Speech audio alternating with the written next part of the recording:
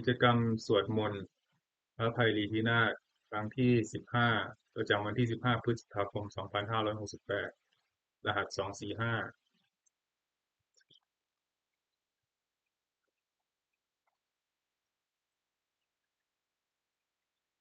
บัดนี้วันที่15พฤษภาคม2568เป็นวันที่15ของกิจกรรมสวดมนต์ข้าพเจ้าขอถวายเสียงสวดสาธยายพระสูตรพระปริตรและมนต์ต่างๆถวายเป็นพุทธบูชาธรรมบูชาสังฆบูชาและอาจาริยบูชาแด่ครูบาอาจารย์ทั้งหลายขอจิตของข้าพเจ้าจงตั้งมั่นมีสติระลึกได้มีสมาธิจดจ่อในอักขระพยัญชนะในบทสวดอย่างต่อเนื่องด้วยเถิด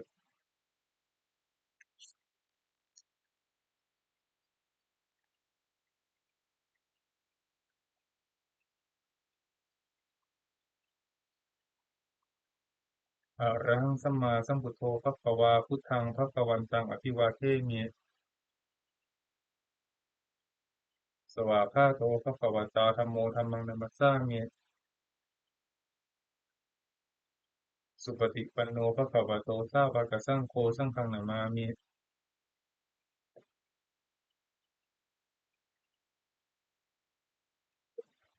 บทบูชาพระไพรีพินาศอะระหังสัมมาสัมพุทโธสุติรังปรินิพพุตโธผู้นิหิทรมานุธานิปารมิหิจติสสติยาวชีวังอ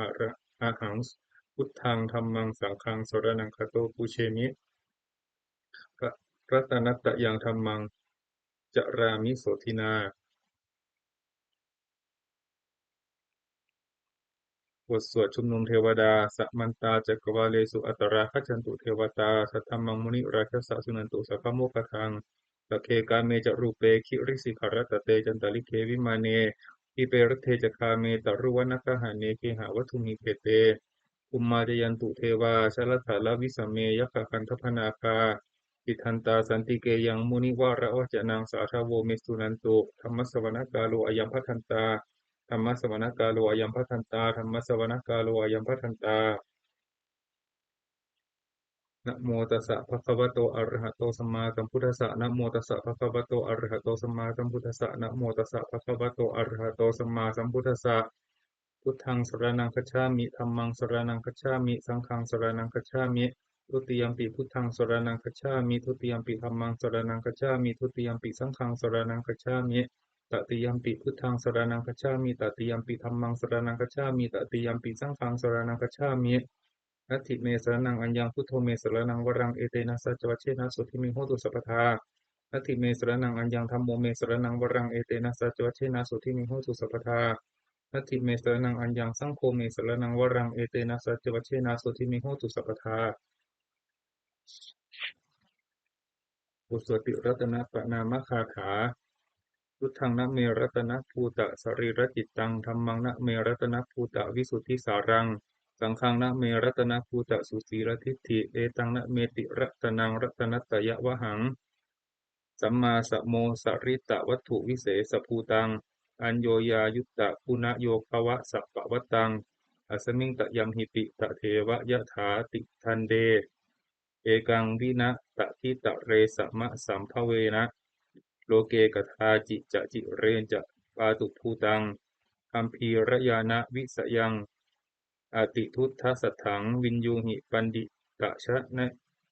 วินยูหิปันดิตะชะเนหิวิชัญญรูปังโลกัมหิเกหิจิกทันจุปะลัพพนิยังเกสันจิสุทธุวิดิตังกุณากายตายะนาเมหิเยวะชนะตายะสุวิสุตัมปิสมุปัสสตังมนสิสุทธปัสสาทฐานังปุญญัตถิปุญญัตถิกานะมะสมุตตะมะปุณณภูมังทุกขาปมุจจะนะมุขะสรนังคตานังปูชาระเหสุปรมังอภิปูชเนยังนิพพานสินิพพานสัจจิกิริยายุปนิสสยถัง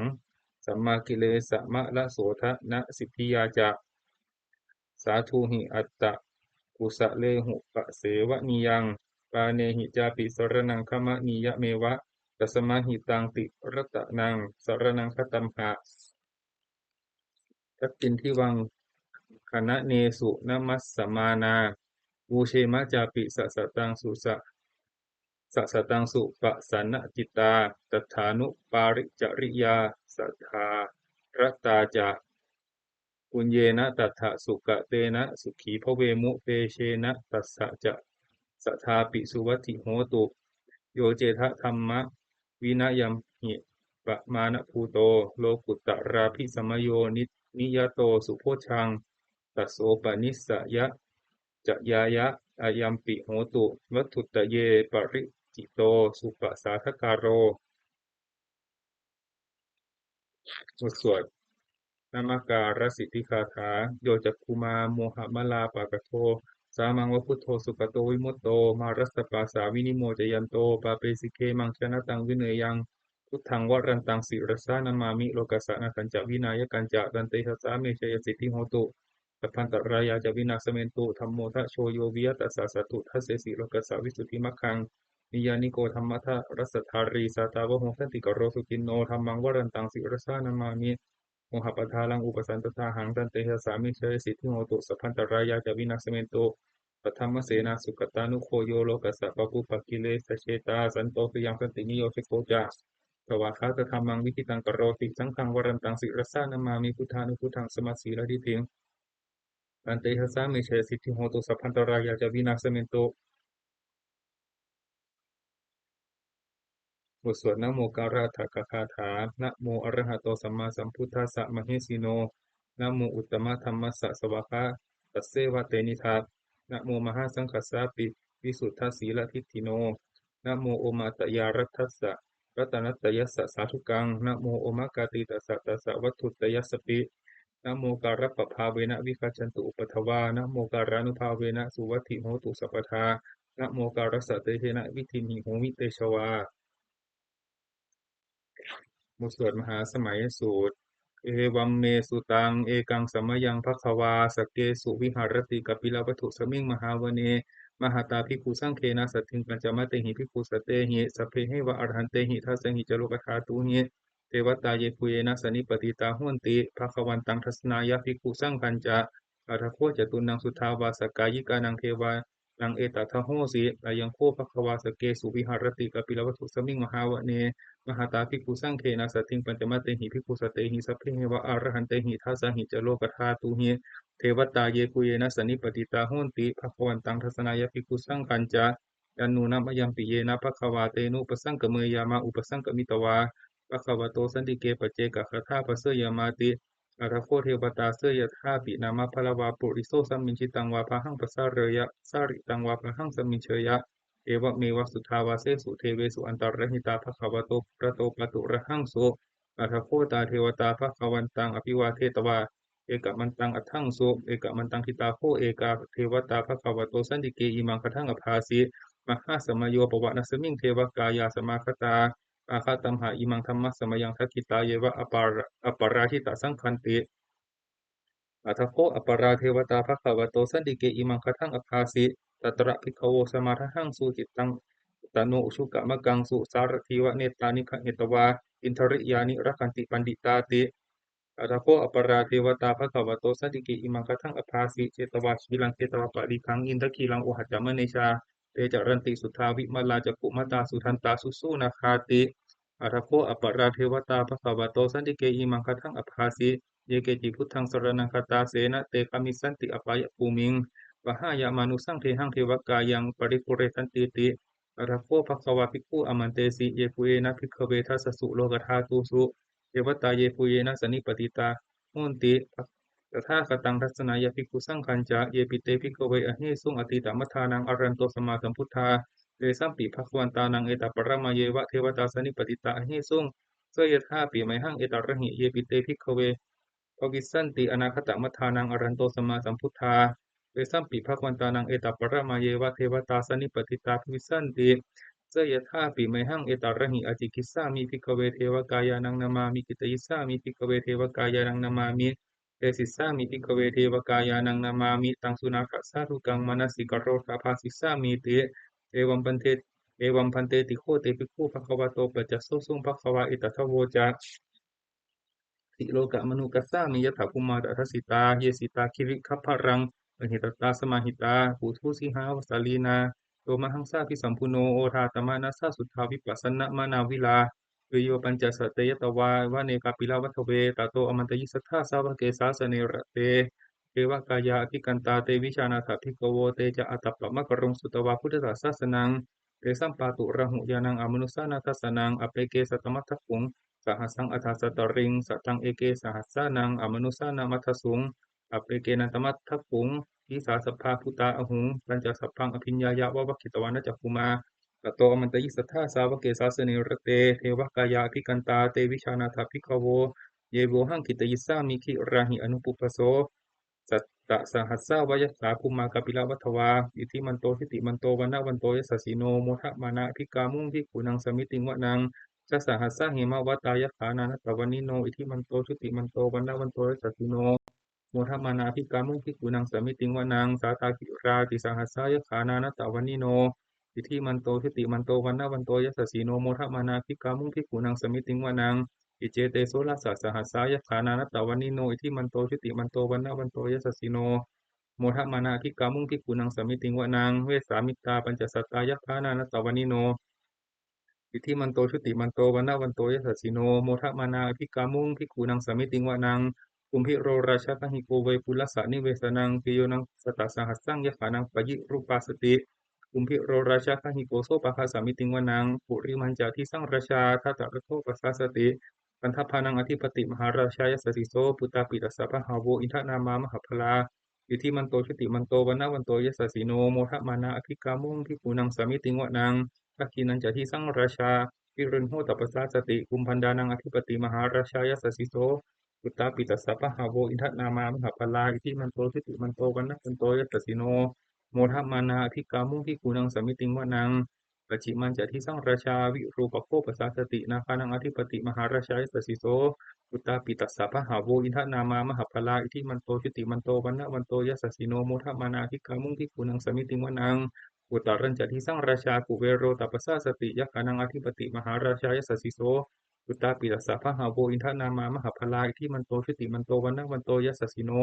โมทะมานาอภิกามุงทิกุนังสมิติวนังปุริมาทิสังคตรัตโททักกิเนนะวิรุณหโก ปัจฉิเมนาวิรูปโกกุเวโรอุตรังทิสังจัตตารโรเตมหาราชาสัมมันตาจตุโรทิสาแต่ดันละมานะทั้งสุวะเนกาปิลวัตเวเตสังมายาวิโนทาสาอาภูวันจนิกาสถามายากุเตนดุเวเตนดุวิตูจะวิตุโตสหะจันทโนกามเสโตจะกินนุกันดุนิคันดุจะปนาโทอุปมัญโยจะเทวสุโตจะมาตาลิจิตตเสโนจะคันทัพโพนะโลราชาชโนสโปอาภูปัญจสิกโคเจวาติมภรุสุริยาวัชสา เอเตจันเยจะราชานุคันธพาสหราชุพิโมทะมานะอภิกามุงพิกุนังสมิติงวานังอาทัพคูณปัสสานาคาเวสาลาสหัตชกากัมพาลสตระอาภูวายคาสหายาติพิยามุนาพัตรัตถาจะอาคูนาคายสสีโนเอราวันโนมหานาโคโซปะคาสมิติงวานังเยนาคราเชสหัสสหรันติทิพาทิชาปกิวิสุทธจักขุเวหายสาเตวนามัชปตาจิตราสุปันนาอิติเตสนามังนาพยันตทานาคราชานามาสิสุปันนะโตเขมะมะกาสิพุทโธสันหาหิวาจาหิอุปวะหยันตานาคาสุปันนาสรณะมะกังสุพุทธังชิตาวชิระหัตเทนะสมุทังอสุราสิตาปาตโรวัสวัสเสเตอิทธิมันโตยัสสสิโนกาลกัญชามหาพิสมาอสุราธานเวคสาเวปจิตติสุจิตติจะปหาราโทนมุจีสหะปัตตัญจะพลิปุตตานังสัพเพเวโรจะนามกาสันนังหิตวาพลิงเสนังระหุพัทธมุปปะขมุงสมโยธานิพัทธันเตภิกขุนังสมิติงวะนัง อาโปจะเทวาปัทวีจะเตโชวาโยตัสสะคามุงวรุณาเทวาโสโมจะยัสสะสะสหะเมตตากรุณากายิกาอาภูเทวายัสสสีโนทัสเสเตทัสสทากายาสพเพนานัตตะวันิโนอิทิมันโตชุติมันโตวันนะวันโตยัสสสีโนโมทะมานาอภิกามุงภิกขุนังสมิติงวะนังเวนดูจะเทวาสหลีจะอสมาจะทุเวยมาจันทสุปนิสาเทวาจันทมาคูปุรคิตาสุริยสุปนิสาเทวาสุริยมาคูปุรคิตาขัตตานิปุรคิตวาอา ปูมันทะพะลาหากาวสุนังวสโวเสโทสโกปะคะปูรินทโททัสเสเตทัสสทากายาสเพนานัตตวานิโนอิทธิมันโตชุติมันโตวันนะวันโตยัสสสีโนโมทะมานาอภิกามุงภิกขุนังสมิติงวานังอาทาภูสังฆภูเทวาชาลามคิสิกขาริวะอริทธกาจะโรชจะอุมาบุพานิภาสิโนวรุณาสหธรรมาจะอจุตาจะอนิชกาสุเลยะรุจิระอาคูวาสาวเนสิโน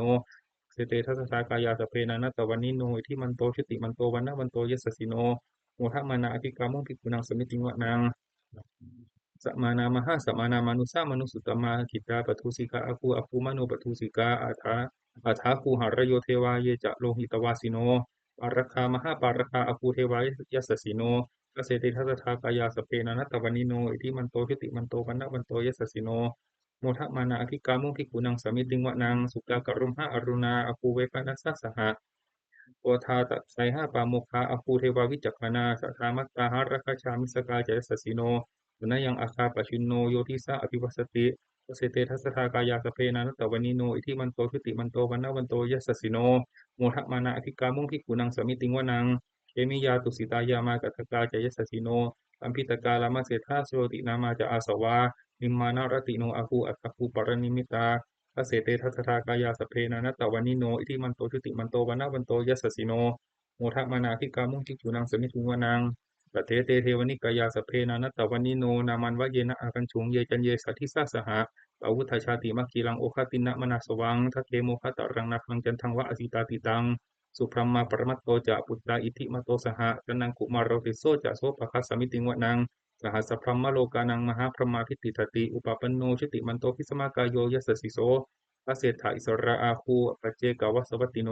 เอสัญจะมัชโตอาคาหาริโตปริวาริโตเตจะสัพเพอภิกันเตสินเทเทเวสัพพมะเกมารเสนาอภิกามิปันปัสสะกันหัสสะมันทิยังเอถะกันหัตถะกันทัตถะราคินะพันธมัทุโวสัมมันตาปริวาเรถะมาวุมจิรักวจินังอิติตัตถะมหาเสโนกันหะเสนังอเปสยิปานินาตละมหาจะสรังกตวานเพระวังยะถาปาวุสโกเมโกทนิจันโต ธนยันโตสาวิชุโกตัทธาโสปัจจุทาวติสังโฆอสยังวเสปัญจสัพพังอภิญญายาวะกิตวานะจักกุมาตโตอมันตยิสัทธาสาวเกสาสเนรเตมารัสเสนามารัสเสนาอภิคันตาเตวิชานาตปิปโวเอชะอัตตปะปรุงสุตวะพุทธสัสสนังวิตาราคิหิปกามุงในสังโลมาปิอินชยง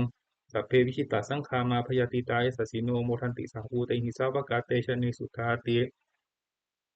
บทสวดมังคลสุตตัง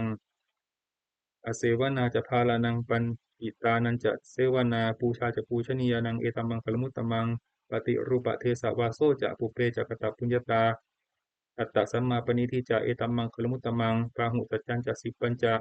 วินาโยจะสุสิกิโตสุภาสิตาจะยาวาจาเอตัมมังคลมุตตมังมาตาปิตุอุปทานังปุตตะทารสสังคโหอานาคุลาจะกัมมันตาเอตัมมังคลมุตตมังทานันจะธรรมจริยาจะ ยาตกานันจะสังคโหอนวัชชานิกัมมานิเอตัมมังคลมุตตมังอารติวิรติปาปามัชฌปานาจะสัญญโมอัปปมาโทจะธรรมเมสุเอตัมมังคลมุตตมังคารโวจะนิวาโตจะสันตุติจะกตัญญูตากาเลนะธรรมะสวนังเอตัมมังคลมุตตมังวันติจะโสวะจะสตาสัมมนานันจะทัสนังกาเลนะธรรมสากจฉาเอตัมมังคลมุตตมังตะโปจะพรหมจริยันจะ อริยสัจจานัสสนังนิพพานัสสจิกิริยาจาเอตัมมังคลมุตตมังพุทธสสะโลกธรรมเมหิจิตตังยัสสะนกัมปติอโศกังวิรชังเขมังเอตัมมังคลมุตตมังเอตาทิสานิกตวานะสัพพะทะปะปะราชิตาสัพพะทะโสทิงคัจฉันติตันเตสังมังคลมุตตมันติบทสวดรัตนปริตยังกินจีวิตังอิทาวาหุรังวาสเกสุวายังรัตนังปณิตังนะโมสมังอธิตถาคเตนะอิทัมปิพุทเทรัตนังปณิตังเอเตนะสเจนะสุวัติโหโตยังวิระคังอมิตยังวิราคังอมตังปณิตังยทัชคาสกยมุนีสมาหิโตนัตเตนะธรรมเมนะสมาธิกินจิอิทัมปิธรรมเมรัตนังปณิตังเอเตนะสเจนะสุวัติโหโตจำพุทธเสียทุกข์ปริวังให้ยิจริงสมาธิสัมมาทิมานันตริกัญญมาหุสมาธินาเตนะสมโมนวิชติอิทัมปิธรรมเมรัตนังปณิตังเอเตนะสเตนะสุวัติโหตุเยปุคละอัฏฐสตังปัสสัทธาจตาริเอตานิยุคานิโหนติเอทักขิเนยาสุขตัสสะสาวกาเอเตสุทินนานิมหาพลานิอิทัมปิสังเครัตนังปณิตังเอเตนะสเจนะสุวัติโหตุเยสุปยุตตามนัสสะทันเหนานิกามิโนโคตมัสสะสนัมหิเตปฏิปตะอมตังวิคัยหารัฐามุทานิพุติงปุญชมานา อิทัมปิสังเขรตนังปณิตังเอเตนะสเจนะสุวัติโหตุยีนังปุรนังนวังอติสัมภวังวิรัตวจิตตายติเกภวสมิงเตเกนะทีชาอาวิรุณหิชันธานิปันติทีรายทายัมปทีโปอิทัมปิสังเขรตนังปณิตังเอเตนะสเจนะสุวัติโหตุ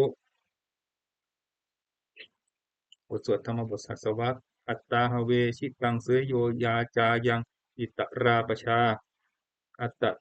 อัตตะทันตัสสะโพสัสสะนิจจังสัญญะตจาริโนเนวะเทโวจะ เนวะเทโวนะคันทโพนะมาโรสหพรหมุนาชิตังอัปปะชิตัง กยิราตถารูปัสสะชันตุโนบทสวดเกสปุตตสูตรอาสิตะมิทังเตนะภควตาชานตาปัสสตาอรหตาสัมมาสัมพุทเทนะเยถะตุมเหมาอนุสเวนะมาปะรัมมะปะรายะมาอิติกิรายะมาอิตะกะสัมปทานินะมาตักกะเหตุมานายะคะเหนะมาอาการะปะริวิตะเกนะมาทิฏฐินิชานักขันติยามาพัพพะรูปตายะมาสมโนโนคารุยะธาตุเมเหอัตตนาวะชาเนยาถาอิเมธัมมาอกุศลาอิเมธัมมาสาวัชฉายอิเมธัมมาวินยูคารหิตาอิเมธัมมาสมัตตาสมาทินนาอหิตายะทุกขายะสังวัตันติอาถาตุเมเหปะชะยาถายะถายะถาตุยะถาตุมเหอัตตนาวะชาเนยาถาอิเมธัมมากุศลาอิเมธัมมาอนาวชชาอิเมธัมมาวินยูปะสัทธาอิเมธัมมาสมัตตาสมาธินาหิตายะสุขายะสังวัตันติอาถาตุเมเหอุปสัมปชชะวิหะเรยถาติมุสดอุปเนยสูตรอุปนิยติชีวิตมัปปมายังชรูปนิตาสะนะสันติตานาเอตังพยังมรเนเปขมาโนปุญญานิกะยิราถะสุขาวหานิอุปนิยติชีวิตมัปปมายังชรูปนิตาสะนะสันติตานาเอตังพยังมรเนเปขมาโนโลกามิสังปะชะเหสันติเปโขโยทกาเยนะสังยะโมวาจายะอุทะเจตสาตังตัสสะเปตัสสะสุขายะโหติยังชีวมาโนปะกะโรติปุญญังธัมโมหะเวรคติธัมมจาริงธัมโมสุจินโนสุขมาวหาติเอสานิสังโสธัมเมสุจินเนนะทุกขติงคัจฉติธัมมจารีสัพเพสังขาราอนิจจาติยถาปัญญายะปัสสติอัฏฐานิพพินตติทุกเขเอสามะโควิสุทธิยาสัพเพสังขาราสัพเพสังขาราทุกขาติยถาปัญญายปัสสติอัฏฐานิพพินตติทุกเขเอสามะโควิสุทธิยาสัพเพธัมมาอนัตตาติยถาปัญญายปัสสติอัฏฐานิพพินตติทุกเขเอสามะโควิสุทธิยาบทสวดอปันนกชาดกอปันนกัฏฐานะเมเกทุติยังอาหุตกิกาเตตะทัญญายะเมทาวีตังคันเหยะอปันนกังพาหุงเวสรนังยันติปปทานิวนานิจะอารามารุขเจตยานิมนุสสาพยตจิตาเนตังโคสรนังเขมังเนตังสรณะมุตตมังเนตังสรณะมาคัมมะสัพพะทุกขาปมุจจติโยจะพุทธันจะธรรมันจะสังฆันจะสรณังคโตจะสาริอริยสัจจานิสมปัญญายะปัสสติทุกขังทุกขะสมุปทุกขังทุกขะสมุปาทางทุกขสัจจะอติกมังอริยัญจะอัตถังคิกังทุกขูปสมะคามินังเอตังโขสรนังเขมังเอตังสรณมุตตมังเอตังสรณะมาคัมมะสัพพะทุกขาปมุจจติบทสวดพระเอกรัตถคาถาอาตีตังนานวาคะเมยยะนักปฏิกังเขอนาคตังบุคคลไม่ควรคำนึงถึงสิ่งที่ล่วงแล้วไม่ควรมุ่งหวังสิ่งที่ยังมาไม่ถึงยะธาตีตังปะหีนันตังอัปปัตตัญจะอนาคตังสิ่งใดล่วงไปแล้วสิ่งนั้นก็เป็นอันละไปแล้วสิ่งที่ยังมาไม่ถึงก็เป็นอันยังไม่ถึงปัจจุบันนันจะโยธัมมังตัฏฐวิปัสสติอสังหิรังอสังคุปปังตังวิทธามนุปรุหเยบุคคลใดเห็นแจ้งในธรรมปัจจุบันไม่งอนเงันขวัญแก่ในธรรมนั้นได้บุคคลนั้นจงเจริญธรรมนั้นเนืองๆให้ปลุกโปร่งเถิดอเชวะกิจจะมาตับปังโกชัญญามรณังสุเวพึงทำความเพียรเสียในวันนี้แหละใครเราจะรู้ความตายในวันพรุ่งนะหิโนสังคารันเตนะมหาเสเนนะมัจจุนาเพราะว่าความผัดเพี้ยนกับพญามัจจุราชผู้มีเสนามากนั้นย่อมไม่มีแก่เราทั้งหลายเอวังวิหาริมาตาปิงโอโหรัตตมะตันทิตังตังเวพัทเทกะรัตโตติสันโตอาจิกเตมุนีติพระมุนีผู้สงบย่อมเรียกบุคคลผู้มีความเพียรอย่างนี้มีความเพียรไม่เกียจคร้านทั้งกลางวันกลางคืนนั้นแลว่าผู้มีราตรีหนึ่งเจริญด้วยประการชนิดแลบทสวดอภินหะปัจจเวคขณะปาฐะชราธรรมโมหิชรังอนัตติโตเรามีความแก่เป็นธรรมดาเราจะล่วงพ้นความแก่ไปไม่ได้พยาธิธรรมโมหิพยาทิงอนัตติโตเรามีความเจ็บไข้เป็นธรรมดาเราจะล่วงพ้นความเจ็บไข้ไปไม่ได้มรณะธรรมโมหิมรณังอนัตติโตเรามีความตายเป็นธรรมดาเราจะล่วงพ้นความตายไปไม่ได้สัพเพหิเมปิเยหิมะนาเปหินานาภาโววินาภาโวเราจะละเว้นเป็นต่างๆคือว่าเราจะต้องพัดพรากจากของรักของเจริญใจทั้งหลายกรรมสโกมหิกรรมทายาโทกรรมโยนิกรรมพันธุกรรมปฏิสรโน เรามีกรรมเป็นของตนมีกรรมเป็นผู้ให้ผลมีกรรมเป็นแดนเกิดมีกรรมเป็นผู้ติดตามมีกรรมเป็นที่พึ่งอาศัยยังกัมมังกริสสามีกัลยาณังวาปะปุกังวาตัสสะทายาโทภวิสสามิเราทำกรรมอันใดไว้เป็นบุญหรือเป็นบาปเราจะเป็นทายาทคือว่าเราจะต้องได้รับผลของกรรมนั้นสืบไปเอวังอัมเหหิอภินหังปัจจะเวคิตพังเราทั้งหลายควรพิจารณาอย่างนี้ทุกๆวันเถิดบทสวดเทวตาอุย บทสวดเทวตาอุยโยชนะคาถาทุกขปัตตาจนิทุกขาพยปัตตาจนิพยาโสกปัตตาจนิโสกาหุนตุสัพเพปิปานิโนเอตาวัตตาจะอัมเหหิสัมปตังปุญญสัมปทังสัพเพเทวานุโมทันตุสัพพะสัมปติสิทธิยาทานังทาทันตุสัทธายะสีลังรักขันตุสัพพทาภาระภาวนาภิระตาโหนตุกัญชตุเทวตากตาสัพเพทุกขาพระปัตตา สัพเพพุทธาภลปัตตาปเจกานันจะยังพลังอรันตานันจะเตชนะรักขังพันธามิสัพพโสบทสวดเทวตาปฏิทานคาถายาเทวตาสันติวิหารวาสีนีทุเปกเรโพธิคเรตหิงกหิงอาธรรมมทาเนนะพวันตุปูชิตาโสทิงกรณเตถะวิหารมันดาเลเอราจมัชชานาวกาจะพิกขโวสารามิกาธนปฏิอุปสกาคามาจะเทสานิคมาจะอิสราสันปานุภูตากิตาพวันตุเตชลาคุชาเยปิอัญจะอันทสัมภวา ชลาคุชาเยปิจะอันดะสัมภวาสังเสทชาตาอัฏฐโอปปาติกาวิญญาณิกังธรรมวรังปฏิจเตสัพเพปิทุกขสะกโรนตุสังขยังจะทาตุจิรังสตังธรรมโมธรรมัทราจะปุคลาสังโฆโหนตุสมัคโควะอัฏฐายะจะหิตายะจะธัมเหรัคขตุสัทธัมโมสัพเพปิธรรมิธรรมจาริโนพุทธิงสัมปะปุเนยามะธัมเมอริยปเวทิเต บทสวดสัพพปฏิทานคาถาปุญญสิทานิกตัสสะกานัญญานิกตานิเมเตสันจะภาคิโนโหนตุสตานันตาปมานกาเยปิยาคุณวันตาจะไมหังมาตาปิตาทโยทิธาเมจาบยาทิทาวาอัญเยมัชตะเวอัญเยมัชตะเวริโนตัตตาตัตตาทิตันติโลกสมิงภูมิเตภูมิมาจตุโยนิกาปัจเจกะจตุโวการาสังสรันตาภวาภเวยาตังเยปฏิทานัมเมอนุโมทันตุเตสยัง เยจิมังนัปปชานันติเทวาเตสังนิเวทยุงมะยาทินนานะปุญญานังอนุโมทนะเหตุนาสัพเพตตาสทธาโหนตุอเวราสุขาชีวิโนเกมะปะทันจะปะปนตุเตสาสาสิจตังสุภา ขอสัตว์ทั้งหลายไม่มีที่สุดไม่มีประมาณจงเป็นผู้มีส่วนแห่งบุญที่ข้าพเจ้าได้ทำในบัดนี้และแห่งบุญทั้งหลายอื่นที่ข้าพเจ้าได้ทำไว้ก่อนแล้วคือชนอะไรผู้เป็นที่รักผู้มีคุณมีมารดาและบิดาของข้าพเจ้าเป็นต้นที่ข้าพเจ้าได้เห็นหรือแม้ไม่ได้เห็นก็ดีและสัตว์ทั้งหลายอื่นที่เป็นกลางหรือมีเวรตั้งหรือมีเวรกันตั้งอยู่ในโลกสัตว์ทั้งหลายตั้งอยู่ในโลกอยู่ในภูมิทั้งสามอยู่ในกำเนิดทั้งสี่มีกันห้าแลกันหนึ่งแลกันสี่กำลังท่องเที่ยวอยู่ในภพน้อยภพใหญ่สัตว์เราใด ทราบการให้ส่วนบุญที่ข้าพเจ้าแผ่ให้แล้วขอสัตว์เหล่านั้นจงอนุโมทนาขอสัตว์เหล่านั้นจงอนุโมทนาทานเองเถิดส่วนสัตว์เหล่าใดที่ยังไม่ทราบถึงการให้ส่วนบุญของข้าพเจ้านี้ขอเทวดาทั้งหลายจงบอกแก่สัตว์เหล่านั้นให้รู้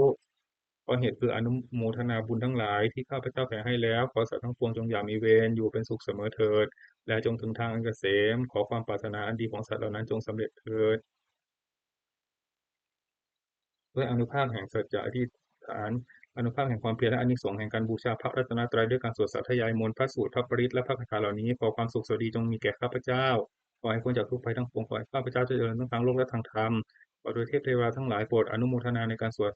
มนต์สาธยายมนต์และธรรมะเหล่านี้เมื่ออนุโมทนาและโปรดอำนวยอวยพรให้แก่ข้าพเจ้าและวัตถุมงคลพระกริ่งไพรีพินาศโดยมูลนิธิสมเด็จพระญาณสังวรวัดบวรนิเวศวิหารตลอดจนวัตถุมงคลทั้งหลายที่สิ่งสร้างขึ้น ทั้งที่ผ่านมาและที่จะจัดสร้างในอนาคตขอให้เปี่ยมด้วยอานุภาพแห่งพระปริตรและคำมงคลในพระคาถาต่างๆขอจงสำเร็จสักสีทุกประการเถิดสาธุ